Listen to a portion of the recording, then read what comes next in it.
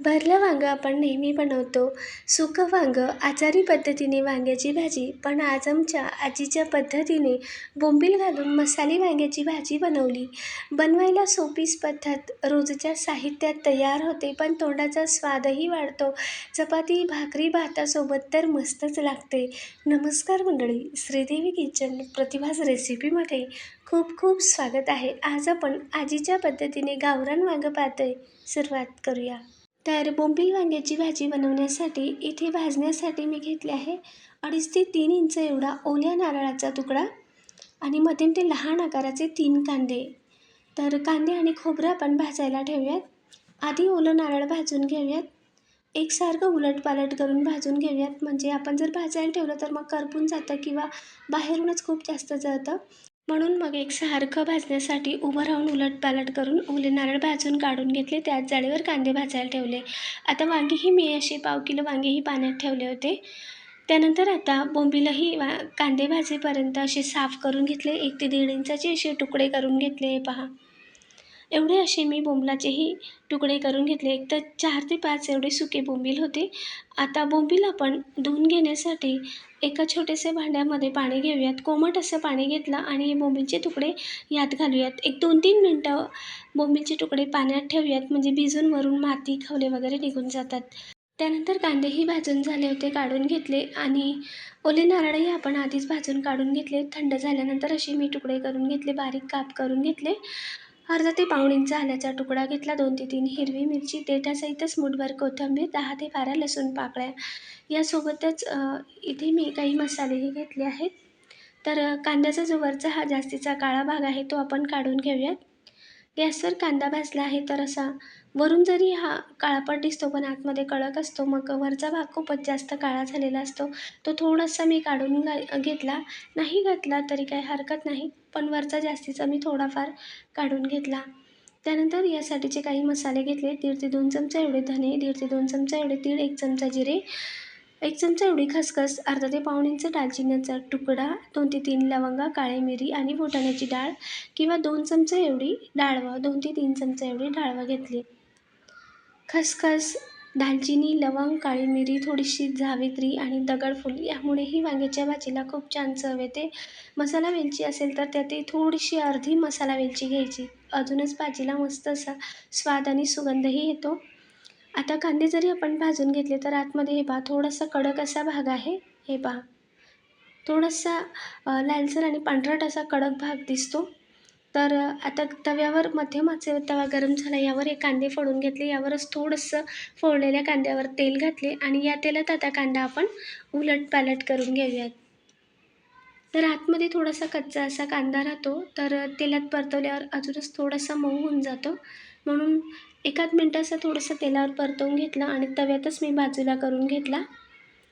आता याच गरम तव्यावर अजून पोहे खाण्याचं 1 चमचा एवढे तेल घातले आणि यात आता ओले नारळाचे काप घालूयात. ओले नारळही वरून जळतं पण आतमध्ये कडक आणि पांढरट असं असतं, म्हणून थोडंसं ओले नारळही तांबूस रंगावर इथे तेलात थोडंसं परतवून घेतलं, बाजूला करून घेतलं आणि मिरचीही डाग पडेपर्यंत इथे या तेलामध्ये भाजून घेतली. मिरचीही आता बाजूला करून घेऊयात.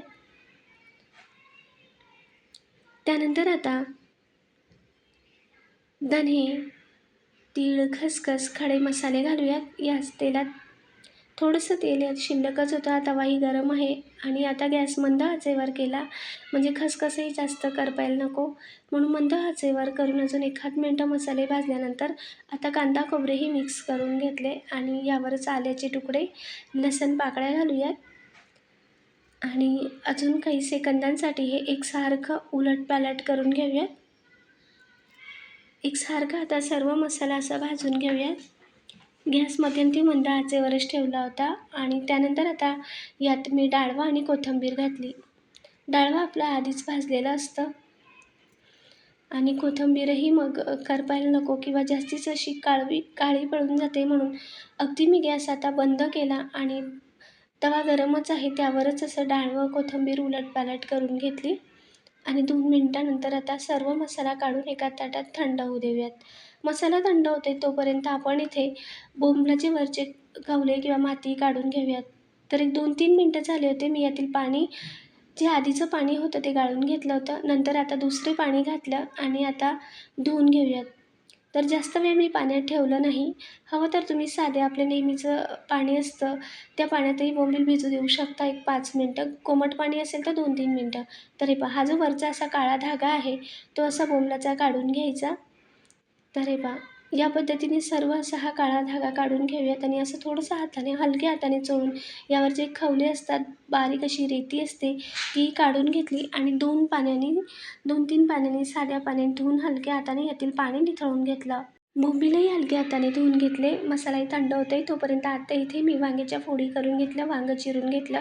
लांब फोडींमध्येच वांगं चिरलं आणि मसाला थंड झाल्यानंतर मिक्सरच्या भांड्यात घालून पाणी घालून बारीक असं हे वाटण तयार करून घेतलं. वाटणही आपलं तयार आहे. आता गॅसवर कढाई ठेवून घेतली.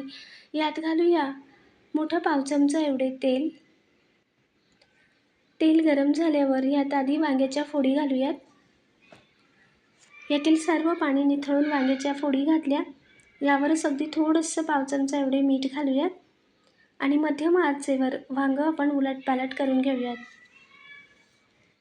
जास्तही शिजवायचं नाही, फोडीही दिसल्या पाहिजेत इतपतच वांगं असं तेलात परतवून घ्यायचं. वांगं थोडंसं देठात मऊ झालं पाहिजे इतपत असं तेलात चांगलं वांगं परतवून घ्यायचं.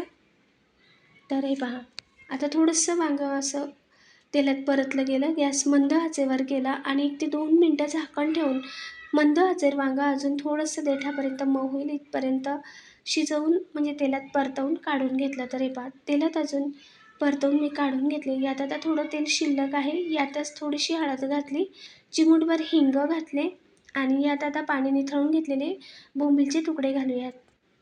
आता या थोड्याशा तेलामध्ये बोंबीलही भाजून घेऊयात. थोडासा हिंग मात्र नक्की घाला, यामुळे अजिबात बोंबल्याचा उग्र वशट वास येत नाही. हिंगामुळे सगळा वास बोंबीलचा कमी होऊन जातो. हे पहा, या पद्धतीने बोंबील मंद आचेवर भाजून काढून घेतले. आता याच कढईमध्ये अजून थोडंसं तेल घातलं. आधी मोठा पाव चमचा एवढे तेल घातले होते. नंतर मोठ्या पाव चमच्याला थोडंसं कमी तेल घातलं आणि तेल गरम झाल्यानंतर आता वाटण घालूयात. वाटण मध्यम आचेवर चांगलं परतवून घेऊयात. तर हे पहा, वाटणातलं थोडंसं प्रमाण कमी झालं. जे वाटणातलं पाणी असतं ते थोडं कमी होऊन जातं आणि वाटण असं थोडंसं कमी प्रमाणात दिसायला लागलं की तेव्हा यात पावडर मसाले घालूयात. वाटणातलं पाणी कमी झाल्यावर पावडर मसाल्यात इथे मी अर्धा ते पाव चमचा हळद, 1 ते 1.5 चमचा एवढी लाल मिरची पावडर, 1 चमचा घरचा साठवणीचा मसाला आणि अर्धा चमचा एवढा मटण मसाला घालूयात किंवा कुठलाही पाकिटातला गरम मसाला घालू शकता. पावडर मसालेही मंद ते मध्यम आचेवर यात चांगले मिक्स करून मसाला पुन्हा अजून परतवून घेऊयात. तोपर्यंत आता परतवायचा की जोपर्यंत याचा रंग बदलत नाही, तेल सुटत नाही तोपर्यंत. आता पाहू शकता वाटणाचा रंगही बदलला. अगदी तेल वेगळं झालं तोपर्यंत परतवल्यानंतर मिक्सरच्या भांड्यात आपण वाटण करून घेतलं होतं ते पाणी यात ॲड केलं आणि वाटणातलं पाणी घातल्यावरही एकदा पुन्हा मिक्स करून घेऊयात. सगळं चांगलं मिक्स केल्यानंतर आता यात घालूया, मसाले चांगले शिजल्यानंतर यात घालूया तेलात परतवून घेतलेल्या वांग्याच्या फोडी. वांग्याच्या फोडी 1 मिनटं चांगले यात मिक्स करून घेऊयात मध्यम आचेवर. आता गॅस मंद आचेवर करूयात. मंद आचेवर करून यावर झाकण ठेवून 1 मिनटं वांग्यात मस्त मसाला मुरेल इतपत 1 मिनटं ठेवलं. आता 1 मिनटानंतर झाकण काढून घेतलं. तळापासून एकदा हलवून घेऊया. सगळं असं मिक्स करून घेतलं. वांग्यात चांगला मसाला मुरला आहे, मसालेही चांगले शिजले की तेव्हा आता यात घालूया आपण गरम पाणी आणि पाणी घालून रस्सा वाढवून घेऊयात. जेवढा आपल्याला घट्ट पातळ हवा आहे तेवढा रस्सा वाढवून घेतला. तर हे पहा, इतपत मी अशी ही पातळ भाजी ठेवली किंवा रस्सा ठेवला आहे, म्हणजे भाकरीसोबत चुरून खाण्यासाठीही मस्त लागतो. आता वांग्याच्या भाजीला उकळी आली तेव्हा यात मी भाजलेले बोंबील घातले. एकदा मिक्स करून घेऊयात. सगळं तळापासून हलवून घेतलं. मंद आचेवरच उकळी आली होती थोडीशी तेव्हाच बोंबीलचे तुकडे घातले. आता मात्र गॅस अगदी मोठ्या आचेवर करून चांगली खळखळ उकळी येऊ द्यात. उकळी आली की यात घालूया चवीनुसार मीठ आणि सगळं एकदा पुन्हा मिक्स करून घेऊयात. तळापासून अजून एकदा भाजी ढवळून घेतली. मीठही चांगलं यात मिक्स केल्यानंतर आता गॅस पुन्हा मंद आचेवर करूयात. आणि मंद आचेवर करून यात अशी पळी ठेवायची आणि यावर ठेवूयात झाकण. तर हे पहा, झाकण ठेवून एक 7 ते 8 मिनटं वांगं चांगलं शिजवून घेतलं देठापर्यंत. गॅस अगदीच मी मंद आचेवर केला होता. तर हे पहा, झाकण काढून घेतल्यानंतर मस्त असं या रश्श्याला तवंग आला आहे. थोडीशी दाटसरच अशी ग्रेव्ही झाली मस्त. हे पहा, आणि गॅस बंद केला एकदा. मिक्स करून वरून चिरलेली भरपूर अशी कोथिंबीर घेतली आणि गरमागरम मसाली वांग्याची भाजी बोंबील घालून सर्व करूयात. अगदी टेस्टी अशी ही भाजी लागते. हा रस्सा चपातीसोबत, भाकरीसोबत, भातासोबतही खाऊ शकतो. थोडंसं दाटसर अशी ही वांग्याची भाजी ठेवायची. गरमागरम भाकरीसोबत, ज्वारीच्या भाकरीसोबत तर मस्तच लागतो. बाजरीच्या फुलक्यासोबत, चपातीसोबतही छान आणि भातासोबत तर एकदमच मस्त लागतो. तर हे पहा, वांगंही आपलं आतपर्यंत शिजलं आहे. वांग्याची फोड अगदी लुसलुशीत झाली, मऊ झाली आहे. म्हणजे वांगं आपलं देठापर्यंत अगदी मऊ शिजले. हे पहा, अगदी घास घेतानाच वांगं तुटतंय इथपर्यंत मऊ शिजलं आहे वांग्याची फोड आणि अगदी दाटसर अशी ही ग्रेव्ही झाली आहे.